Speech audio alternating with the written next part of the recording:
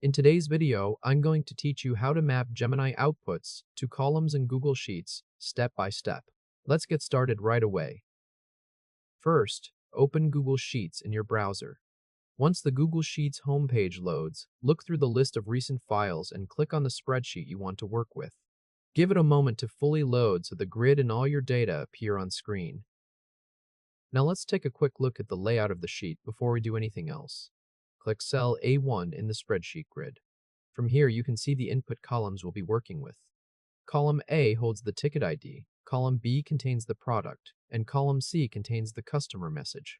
These three columns hold the data Gemini will read from. Next, click cell D1 in the spreadsheet grid. This is where the output columns begin. You'll notice that column D is labeled Sentiment, column E is labeled Issue Type, and column F is labeled Suggested Reply. Right now, these three columns are empty, and our job is to fill them using Gemini. Now let's select the first output cell. Click cell D2, which sits directly under the sentiment header.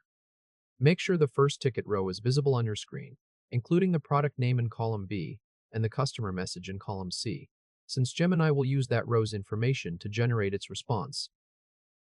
With cell D2 selected, we're going to add the Gemini formulas for each output column. Go ahead and paste the formula block directly into cell D2. To make this easier, feel free to copy the formula straight from the pinned comment below the video, then paste it into the cell. Once you paste, the formula will automatically fill across the three output columns and down the rows we need. Now it's time to generate the Gemini outputs. Look at the range from D2 through F5. You should see each of those cells displaying a generating state, which means Gemini is actively working on producing the text for each output. This may take a few seconds. Wait patiently until the cell stops showing the generation state and the actual text outputs appear in each cell. Once the outputs are ready, let's check how each Gemini result maps into the columns. Click cell D2 under Sentiment. Verify that the sentiment column contains short labels such as positive, neutral, or negative. These are quick descriptors of the tone in the customer message. Next, click cell E2 under Issue Type. Check that the Issue Type column contains categories such as delivery, product quality, billing, or website. These represent the area the customer's concern relates to. Then click cell F2 under Suggested Reply. Check that the Suggested Reply column contains a short customer support response that matches the same row's customer message. If you notice that the wording in one of the output columns could be improved, you can refresh just that column without touching the others. Let's do that for the Suggested Reply column. Drag across cells F2 through F5 in the Suggested Reply column to select that range. Once the cells are highlighted, click Refresh and insert in the AI function prompt that appears. Now wait for the Suggested Reply cells to update.